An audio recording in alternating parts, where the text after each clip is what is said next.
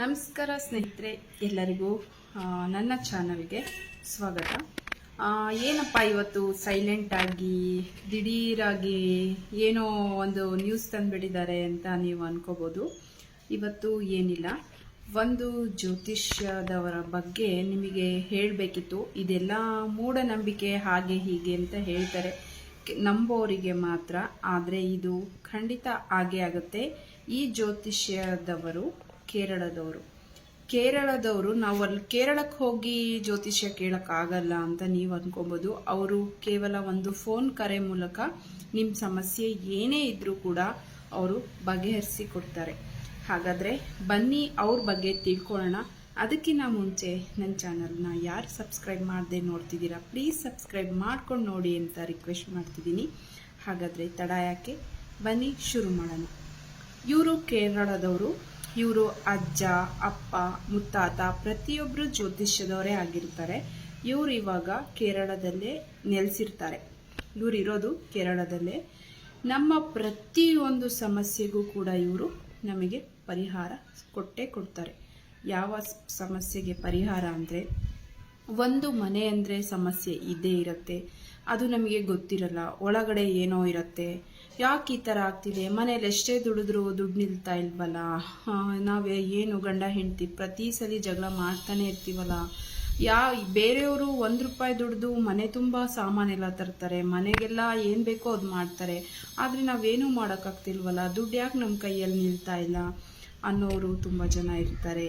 ಮತ್ತು ಪ್ರೀತಿ ಅಂತ ಹೇಳಿ ಮೋಸ ಹೋದವರು ತುಂಬ ಜನ ಇದ್ದಾರೆ. ಮತ್ತು ಅವರು ನೀವು ಪ್ರೀತಿಸಿದವರು ನಿಮಗೆ ಸಿಗಬೇಕು, ನೀವು ಹೇಳೋ ರೀತಿ ಅವ್ರು ಕೇಳಬೇಕು. ನಿಮ್ಮ ಗಂಡ, ನಿಮ್ಮ ಮನೆ, ನಿಮ್ಮ ಮಕ್ಕಳು ಎಲ್ಲ ನಿಮ್ಮ ಹತೋಟಿಯಲ್ಲಿ ಇರಬೇಕು, ಚೆನ್ನಾಗಿರಬೇಕು. ನಿಮ್ಮದು ಯಾವುದೇ ಸಮಸ್ಯೆ ಇರಲಿ, ಗುಪ್ತವಾದ ಸಮಸ್ಯೆ, ಪ್ರತಿಯೊಂದು ಸಮಸ್ಯೆಗೂ ಇವರು ಪರಿಹಾರ ಕೊಟ್ಟೇ ಕೊಡ್ತಾರೆ. ಆ ಪರಿಹಾರ ತುಂಬ ಚೆನ್ನಾಗಿರುತ್ತೆ. ಆ ಪರಿಹಾರ ನಾನು ಕೂಡ ತಗೊಂಡಿದ್ದೀನಿ, ನನಗೂ ಕೂಡ ಆಗಿದೆ. ನಾನು ಒಂದು ಸಲ ಹೇಳ್ತಿದ್ದೀನಲ್ಲ, ಅವರಿಗೆ ಕಾಲ್ ಮಾಡಿ ನಿಮ್ಮ ಸಮಸ್ಯೆನ ಹೇಳಿ, ಶತಸಿದ್ಧ ಅಂತ ಹೇಳ್ತಿದ್ದೀನಲ್ಲ, ಪರಿಹಾರ ಅಂತೂ ಸಿಕ್ಕೇ ಸಿಗತ್ತೆ. ಮತ್ತು ಅವ್ರ ಹೆಸರು ಕಟ್ಟಿ ಚೇತನ್ ಅಂತ. ಅವರ ನಂಬರು ನಾನು ಸ್ಕ್ರೀನ್ ಮೇಲೆ ಬರ್ತಾ ಇದೆ, ಮತ್ತು ಡಿಸ್ಕ್ರಿಪ್ಷನ್ ಬಾಕ್ಸಲ್ಲೂ ಕೂಡ ಹಾಕ್ತೀನಿ.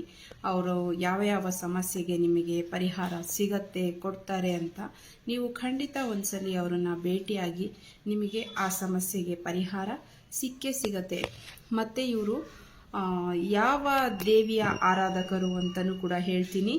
ಅವರ ಹೆಸರು ಕೂಡ ಮತ್ತೆ ನಾನು ಇವಾಗ ಇನ್ನೊಂದ್ಸಲಿ ಹೇಳ್ತಾ ಇದ್ದೀನಿ. ನಾನು ಅವಾಗಲೇ ಕುಟ್ಟಿ ಚೇತನ್ ಅಂತ ಹೇಳಿದ್ನಲ್ಲ, ಅದು ಕುಟ್ಟಿ ಚೇತನ್ ದೇವಿಯ ಆರಾಧಕರು ಅವರು. ಇವರ ಹೆಸರು ಮಣಿಕಂಠನ್ ಅಂತ. ಸಾವಿರಾರು ಸಂಸಾರಗಳಿಗೆ ಇವರು ದಾರಿದೀಪ ಆಗಿದ್ದಾರೆ. ಅವರಿಗೆ ಅವರ ಸಮಸ್ಯೆಗಳಿಗೆ ಪರಿಹಾರ ಸಿಕ್ಕಿದೆ. ನಿಮ್ಮಲ್ಲೂ ಕೂಡ ಸಮಸ್ಯೆಯಿಂದ ಯಾರಾದರೂ ಬಳಲ್ತಾ ಇದ್ರೆ, ಸಮಸ್ಯೆ ಸಿಕ್ಕಿಲ್ಲ ಅನ್ನೋರಿದ್ರೆ ಖಂಡಿತ ಇವರಿಗೆ ಕರೆ ಮಾಡಿ, ಇವರು ಖಂಡಿತ ನಿಮಗೆ ನಿಮ್ಮ ಸಮಸ್ಯೆಗೆ ಬಗೆಹರಿಸಿ ಕೊಟ್ಟೇ ಕೊಡ್ತಾರೆ.